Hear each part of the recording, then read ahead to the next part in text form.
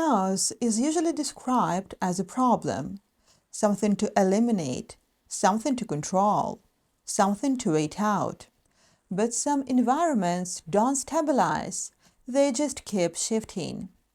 And most people fail there, not because they're weak, but because they're waiting for order that never comes.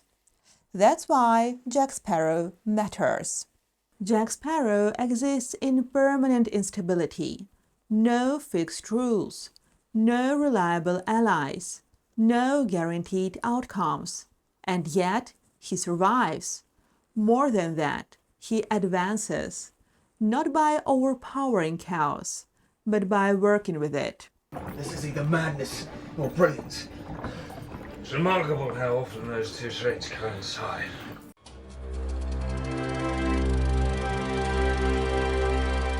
Hello, I'm Mila Halosha. Welcome. Here we make films work for your success, not by escaping into stories, but by examining the systems behind them. We speak about marketing, communication, and influence through cinema, and how stories shape the way people see, choose, and follow. And today we're talking about Jack Sparrow. Captain Jack Sparrow, if you please. Jack appears careless, unprepared, almost accidental. He jokes when others panic. He moves when others freeze. This makes him easy to dismiss, and that's the mistake people make when they confuse control with intelligence. You are without doubt the worst pirate I've ever heard of. But you have heard of me. Jack doesn't lack structure. He just doesn't rely on visible structure. His strategy is internal, and that's the kind of strategy that works when the environment keeps changing. These are the principles Jack uses to operate in chaos. Chaos is not aimlessness. The world around Jack is unpredictable, but his direction is not. The black pearl, freedom, leverage. Even when he lies, negotiates, or retreats, his movement always points somewhere. This is critical. Most people don't struggle with chaos. They struggle with direction inside chaos.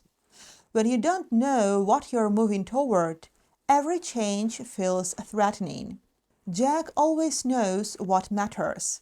Everything else is flexible. This is where many people go wrong.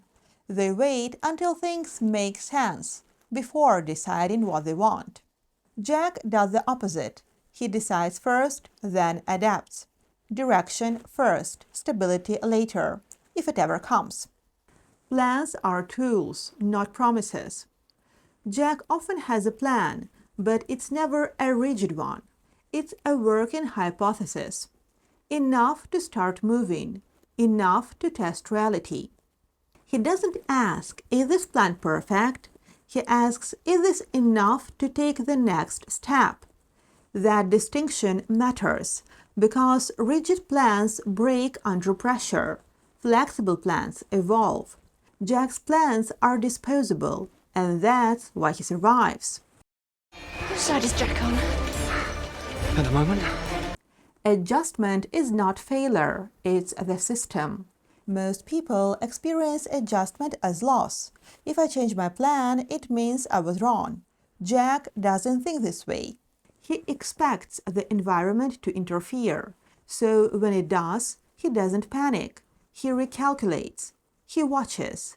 Who gained power? Who lost leverage? What information surfaced? Then he shifts. Progress isn't linear. It's responsive. Jack understands that movement creates information, and information refines movement. Information beats force. Jack rarely wins through strength. He wins through awareness. He listens. He remembers names. He tracks debts, grudges, desires. Often he knows just one thing others don't, and uses it precisely. You've been planning this from the beginning. Ever since you learned my name. Yeah. In unstable systems, information expires quickly. The advantage isn't knowing more. It's knowing what matters now. Jack's timing is his weapon. Influence without control. Jack doesn't dominate people. He aligns with them. He rarely asks, how do I make them obey? He asks, what do they already want? And how can I position myself inside that? Name me captain. I'll sail under your colours. I'll give you 10% of me plunder, and you get to introduce yourself as Commodore Barbosa. That's why people keep helping him even when they don't trust him, because the arrangement still benefits them. This is influence without authority, power without ownership, and it works especially well when no one is fully in charge. Pirates of the Caribbean isn't just about pirates, it's about unstable systems, and that's exactly where many people live now. Shifting careers, unstable markets, changing platforms, unclear rules, disappearing guarantees. Trying to control chaos exhausts you. Learning to move inside it changes everything. How to apply this? Start with direction. When things feel unstable, most people look for certainty. Clear answers, perfect plans, reassurance that nothing will go wrong. That's the trap. Start with direction, not certainty, not clarity, direction. You don't need to know how everything will unfold. You need to know where you're moving. Direction is enough to make the next step visible.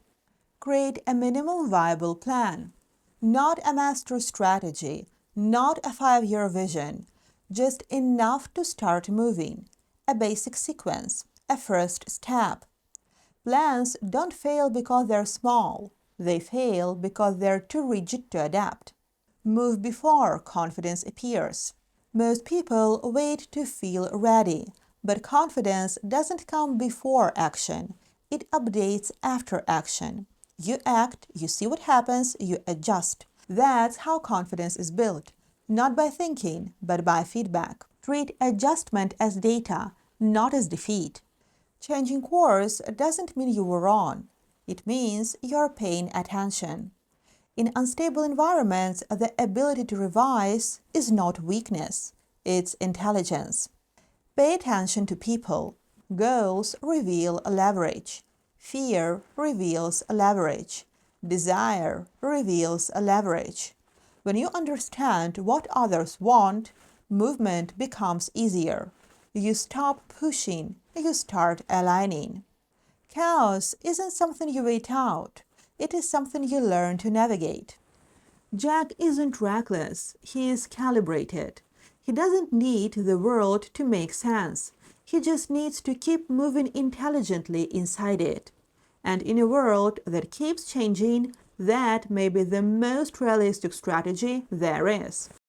The question isn't whether chaos will stop. The question is, can you move before it does? I'll see you in the next video.